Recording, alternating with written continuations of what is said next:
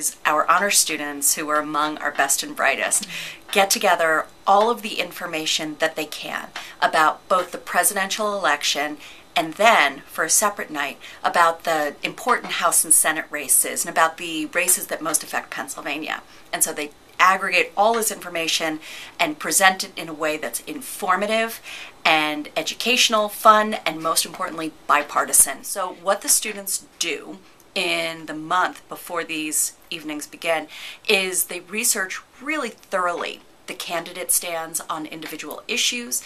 They research the important races in different states and how the presidential election affects the House and Senate races and vice versa.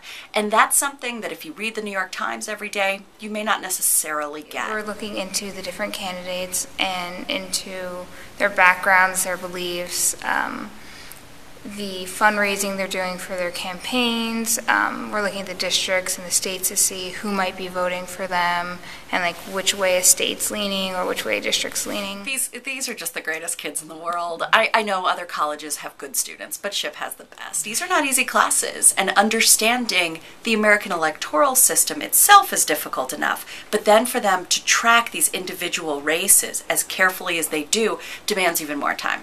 Okay. And so these students are terrific. They do such a wonderful job. And in fact, in the class of 24 students, we only have 2 political science majors.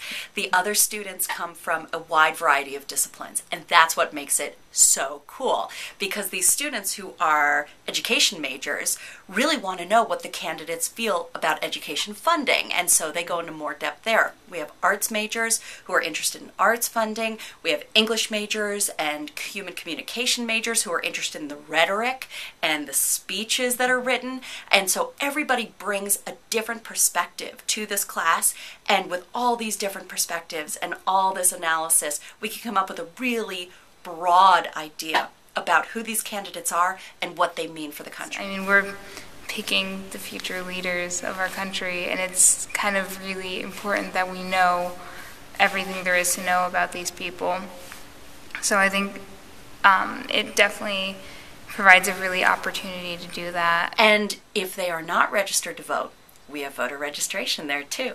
Because the important thing, again, for us is that people leave excited to participate. Our vote is something that is so important to us as a democracy. And so we want people to get out there and vote effectively, vote with their hearts, vote with their heads, and also just go out and participate. If you give up that vote, you're giving up an awful lot. And anyone who wants to learn about the election, young, old, anyone who can vote and wants to learn more about a specific candidate or, you know, really wants to get more involved in the election. As for the research aspect, it's very unbiased, and so we'll definitely be providing bipartisan information for people.